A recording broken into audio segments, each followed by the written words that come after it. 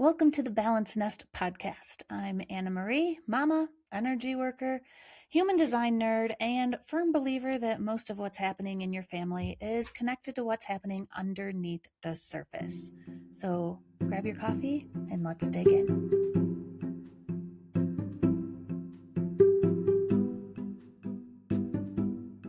This one might ruffle some feathers. I don't do talk therapy. I'm not a fan of it. I don't think it works well for most people. And I definitely don't think it gets to the root of most things. And I say that after having done years of talk therapy for myself and after years of working with clients who have done talk therapy in the past. All of my clients who have done talk therapy in the past were still circling the same patterns. And this obviously isn't meant as criticism for the people who practice or the people who find value in it. This is me being honest in my own podcast. So, after years of working with a completely different approach, this is where I stand. So, why I think talk therapy has limits. So, here's my issue with it. You can talk about a wound forever. You can understand exactly where it came from, what it was connected to, how it shaped you, what patterns it created. You can have profound insight into your own psychology and still not be able to change the behavior and still feel the same way in trigger moments and still react the same way that you always have. So I don't get it. Insight lives in your head, but the pattern lives in your body. The nervous system doesn't speak the language of understanding, it speaks the language of experience. And until you give the body a different experience, until you actually let that stuck energy move, that pattern stays. Those energetic frequencies stay. That stuck energy stays. What I do instead. And there's really no simple answer to this. So my approach is probably different from most things you've heard about. I don't have one method. I don't walk every person through the same process. I work very intuitively since I've been trained in a lot of different modalities. This means that I read what your system needs in that moment and I pull from whatever I've been trained in or whatever mix of things I've been trained in and pick what is going to serve your system best in that moment. Sometimes that's biodynamic craniosacral therapy, which is working with the body's own rhythms and the subtle movements of the craniosacral system to create deep settling in the nervous system.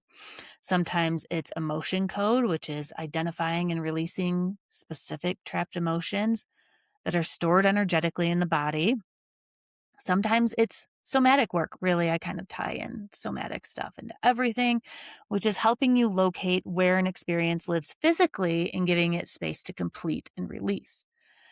And sometimes it's a method I've developed myself called energetic pendulation therapy, which is walking you through parts of your body like it's a museum and letting the two sides of your body find their own equilibrium through pendulation. So I mix somatics into everything because the body is always in the room and it's always telling us something. And so what all of these have in common is the same underlying philosophy. I hold space for your soul to take a breath and have its own time to sort out its own issues. I'm not directing the healing. I'm not analyzing what I think is wrong. I'm not telling you what your patterns mean or where they came from. I'm creating the conditions for your own system to do what it already knows how to do, which is heal. And it heals when it has enough space and safety to do it. So I create that container of space and safety so that your body can process this out.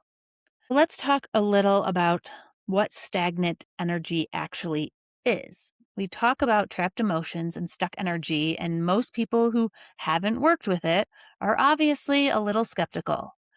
And I get it. I was too before I experienced it, and I am still a skeptic. I'll always be a skeptic. However, my curiosity will always win over.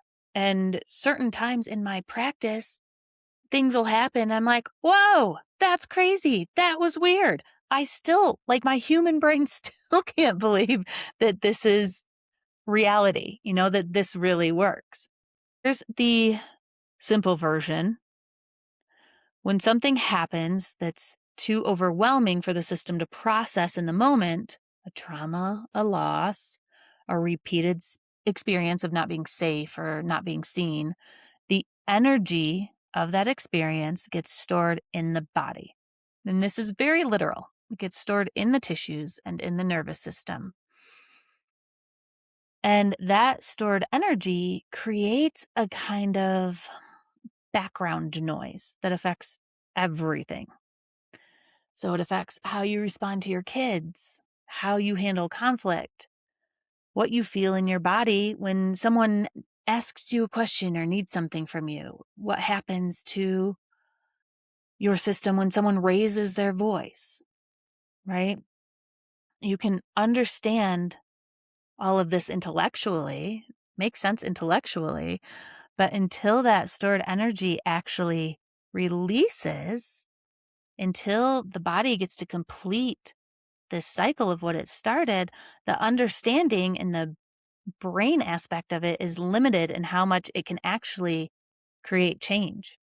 Why do I work intuitively instead of having one protocol? Not all systems are the same. And what moved something for one person might not be the doorway for you. I've worked with people where emotion code unlocked something in one session that years of therapy never touched. And I've worked with people where the craniosacral work was what finally created enough safety in the nervous system for anything else to even be possible. I've also worked with people who need the somatic work first, needing to locate the thing in the body and give it language before anything else could move. There's no one size fits all in energy work. And honestly, again, my skepticism, I'm a little suspicious of any practitioner who says that there is. Yes, I believe that you can find benefit in any modality, but I don't think that one modality is the cure-all be-all. While this works for everyone, the people who find their way to this kind of work are people who are genuinely ready for something different. They've usually done so many other things. And while I wish that wasn't the case, I wish you would just come here first. They've talked about it. They've understood it. They still feel stuck. But those are my people, the curious ones who know that there's something else out there that can help realign their system effectively.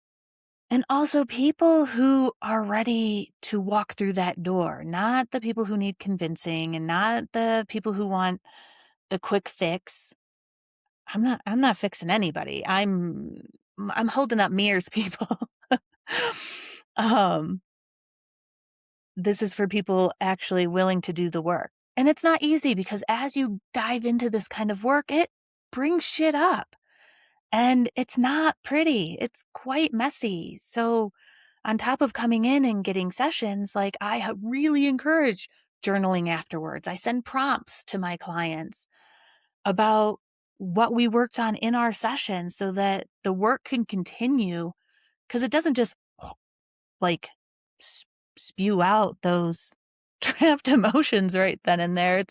It's a slower process. So your body needs a few days to actually continue that process. Um, so how does all of this connect to the family coaching and the parenting work that I do? Um, when you do your own energetic work, when you start releasing what's been stored in your own body, something shifts in how you show up for your kids. You have so much more room, so much more capacity, and you respond instead of react more often. The things that used to trigger you stop having the same electric charge. And your kids feel that. They're always feeling the state of your nervous system, whether you're aware of it or not. When yours starts to settle, theirs can settle. And that is real family healing right there. And it starts with you. So if you're curious about working with me or learning more about this approach, come find us in the Balanced Nest community on School. You can comment connect and I'll send you the link. You could also go run your free human design chart at balancednest.com. That's always a fun place to start, understanding what your system needs. And as always, your family is worth the work. I'll see you in the next one.